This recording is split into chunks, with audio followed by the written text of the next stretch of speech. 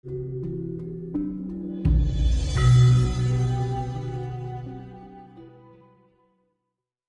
sekarang ini sudah saatnya Bung Karno diakui. Gitu loh. Terproses 100 tahun setelah beliau, setelah 45. Nah, beliau meninggal kan tahun 1970-an begitu.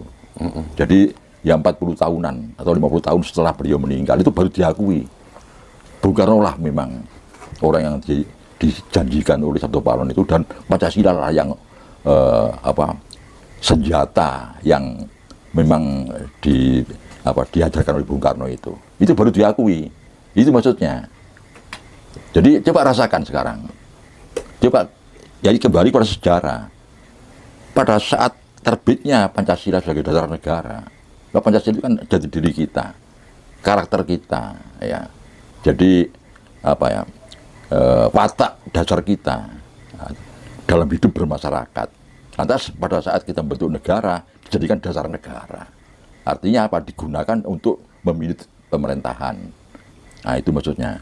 Nah, ini sudah tahun 45 dulu dengan Bung Karno-nya.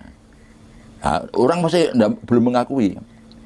Masih pelan-pelan terus ada pemberontakan, BITI, Kartosuwiryo, Karno Sakar, terus PKI-nya Muso itu, terus PKI-nya Aidit, terus memberontak Pancasila ini yang dilawan. Terus sekarang kan menerima semua. Ayo, sekarang semua elemen masyarakat menerima Pancasila ini. Nah, ini bukan ada baru, enggak. Bukan orang ajaran baru, orang baru, enggak. Ya ini, bukan dengan Pancasilanya ini. Diakui sebagai bapak bangsa betul. Nah, setiap negara kan begitu. Ada Eisenhower, ada Mahatma Gandhi, ada Mao Zedong di China. Semua ada. Jadi Indonesia pun juga begitu. Jadi saat munculnya beliau, ya, dan saat bergeraknya beliau, saat terbitnya ajaran, itu mesti tertolak pelan-pelan. Nah, sekarang ini saatnya diterima semuanya. Itu maksudnya. Bukan orang baru, ajaran baru. Ajaran apa mana ya? Iya. Karena proses untuk kesadarannya iya. Itu lama memang. Kalau ajaran baru lagi, ajaran apa? Bukan Pancasila lagi, diganti. Nah, ini kan ada unsur begitu. Ada arah ke sana. Oh ya, ada, masyarakat ada arah ke sana. Ada, kelihatan kan. Walaupun ditutupi itu kelihatan bahwa akan muncul satu opini dengan ajaran baru. Apa? Kita tahu sendiri menggantikan Pancasila. Maksudnya itu. Seperti golongan yang menghembuskan khilafah itu gimana? Iya, sama dengan itu. Tetap itu tujuannya merubah Pancasila. Mereka kan punya argumen bahwa ini yang paling ideal untuk sesuai dengan di agama gitu katanya. Sehingga nanti katanya ini Mbak ya, katanya nanti masyarakat rakyatnya menjadi maju, makmur, sejahtera gitu. Ya sudah lah, itu tidak perlu dibicarakan, renungkan diri sendiri aja. Ya tidak mungkin sih. Tidak mungkin. Menggantikan Pancasila, tidak mungkin. Ya hancur kita mengganti Pancasila. Perang, ini maaf ya, saya mau bicara ini. Saya bukan buat-buat, ya, bukan buat-buat. Ini mudah-mudahan juga ada yang dengar. Tahun-tahun, tidak salah itu tahun 1980-an, kalau tidak salah itu. Saya mungkin lupa, sekitar itu.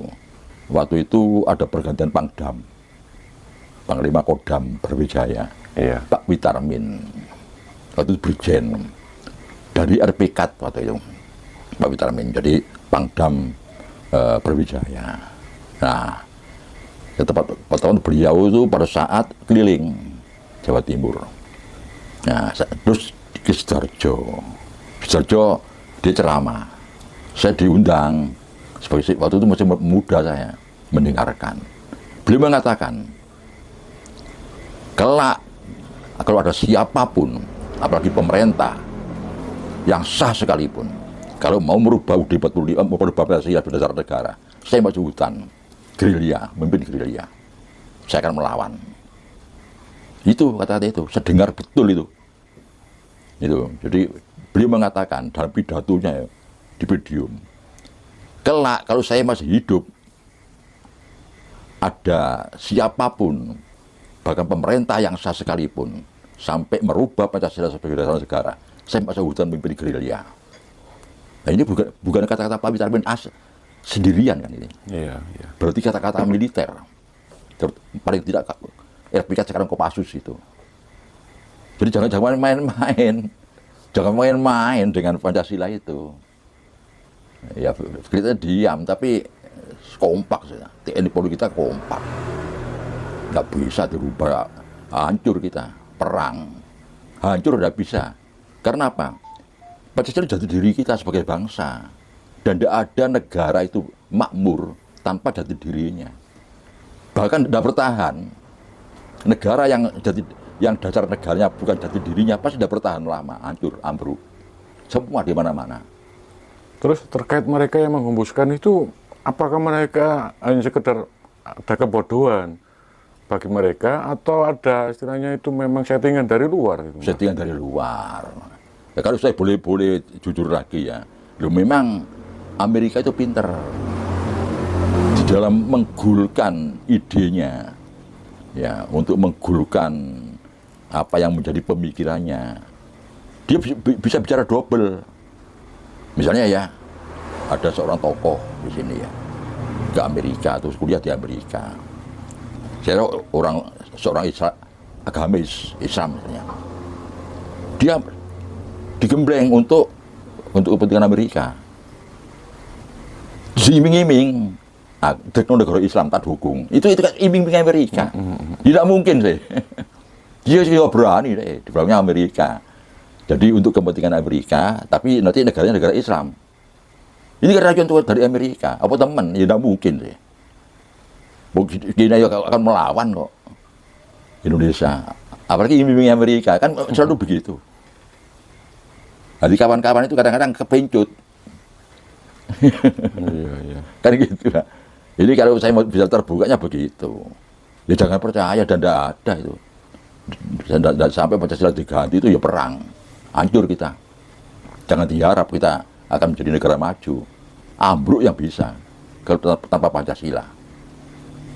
Satunya Pancasila itu. Itu nanti akan diakui dunia dan semua akan mengikuti Pancasila itu. Sekarang sudah diterima, semua lembaga menerima Pancasila itu. Siapa yang menolak?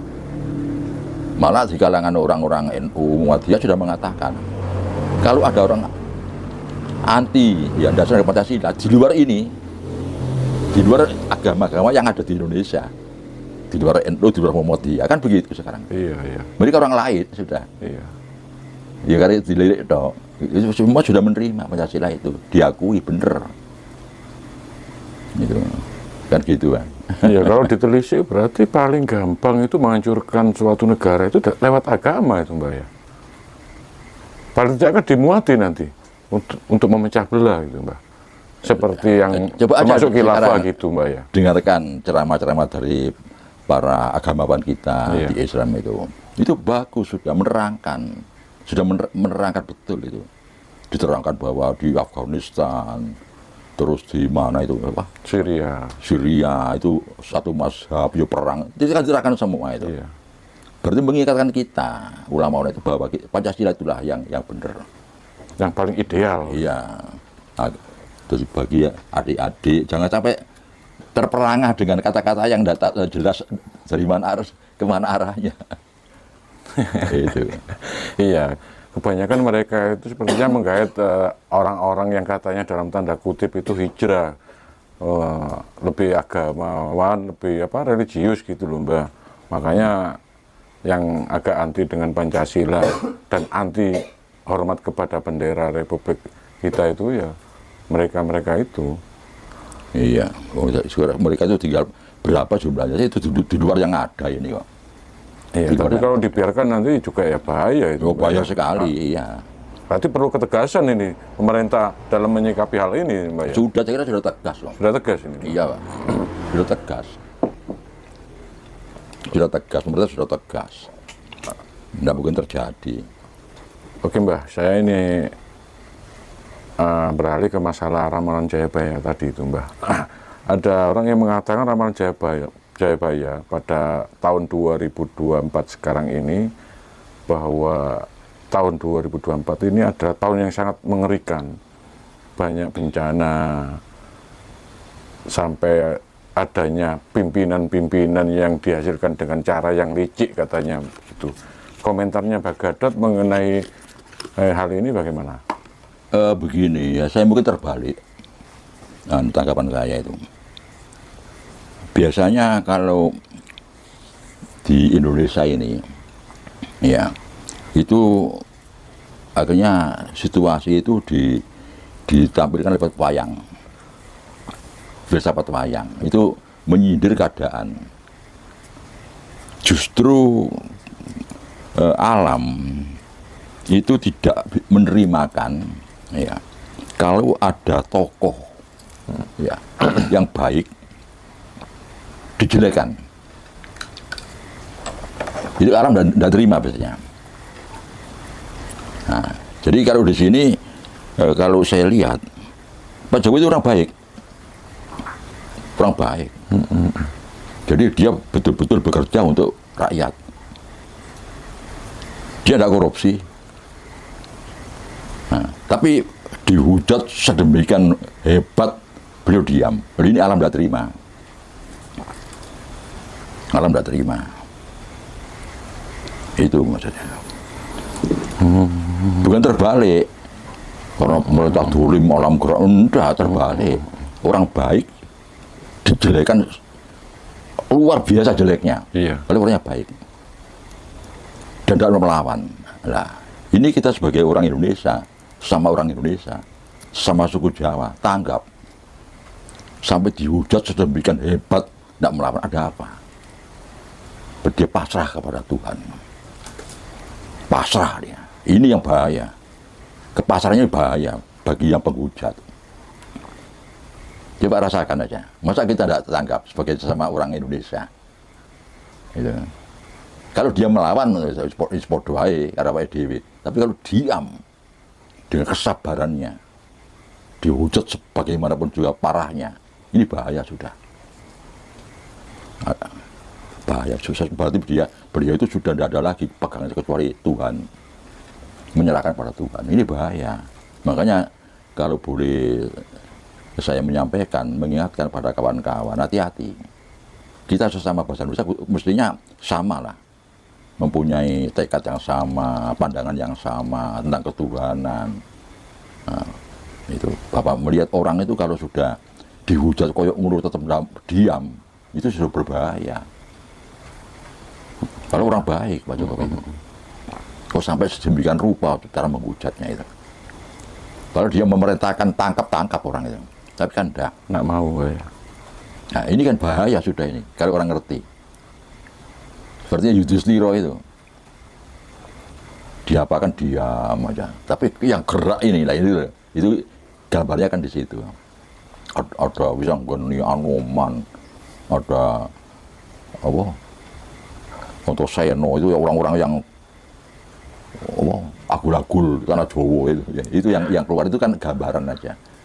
Jadi karena dia diam, berarti menyerahkan. Jadi ibarat gini, kalau saya bayangkan ya, kita diserang, ya, dipanah lah itu Pak. Dia menghindar.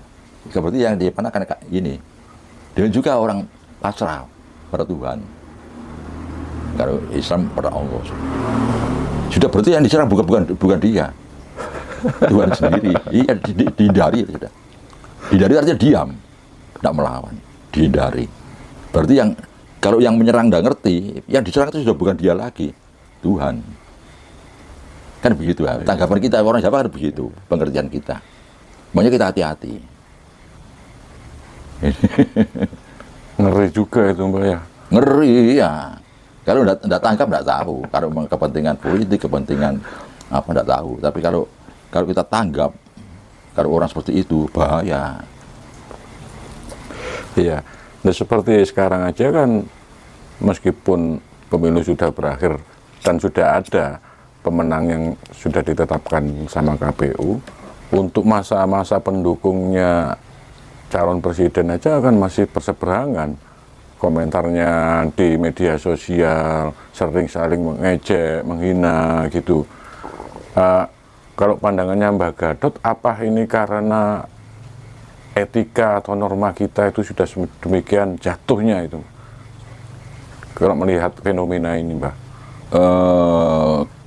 Saya sendiri melihat keadaan seperti ini ya baru, artinya sedemikian tajam ya, adu mulut gitu. Iya. Tapi didiamkan. Ya, ini tidak tahu apa tujuannya, ya mungkin ya baik untuk mengetahui lebih dalam.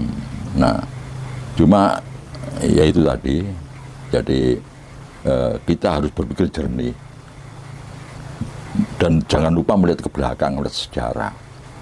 Dan situasi itu selalu menghambat, muncul hambatan-hambatan pencapaian pembangunan, walaupun gagal yang menghambat itu. Ini pun juga seperti itu.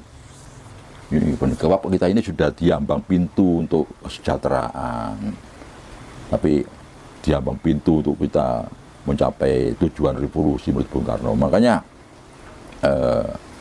yang dibuat ukuran di dalam pemerintahan membangun itu tetap satu, sentral, jadi berkiblat pada proklamasi Bung Karno. Ini yang sering dilupakan, bukan yang lain. Kalau masih lurus, garis lurus dengan proklamasi, itu benar pembangunan ini. Pembangunan ini benar. Jadi jangan sampai menceng. Sampai menceng. Apa? Ini toh nggak sejarah ya, yang tidak ternilai proklamasi itu. Tanpa proklamasi kita tidak merdeka. Terus toh nggak sejarah apa lagi yang lebih itu proklamasi tidak ada. Proklamasi disertai dengan revolusi. Makanya 17 Agustus ya, malam 17 itu kan ada upacara khusus kan di Makam Pahlawan itu. Kalau jam 12 malam itu. Semacam bersumpah atau berjanji bersumpah pada pahlawan. Jadi ada sekian regu militer mewakili seluruh militer di kabupaten itu, ya, di wilayah Kodim itu, bersumpah untuk meneruskan perjuangannya. Nggak main-main loh itu, sumpah itu. Nggak main-main. Berjanji, saya ya orang sipil biasa, pernah ikut gitu, beberapa kali. Namanya Taptu. Apa itu, Mbak? Ya upacara khusus, satu regu di Makam Pahlawan jam 12 malam 17 Agustus itu bersumpah, dulu bersumpah, sekarang mungkin berjanji untuk meneruskan perjuangannya. Itu. Nah itu nggak main-main sudah. Jangan main-main dengan negara proklamasi. Jangan berubah nyuruh dasar negara, wah. Ya malah petaka itu. Malah petaka. Jadi hendaknya kita ini sadar. Gitu. Makanya Bung Karno itu selalu mengatakan bahwa Undang-Undang Dasar 45 ini di dalamnya ada roh dari para pahlawan yang gugur demi mempertaruhkan nyawa dan darahnya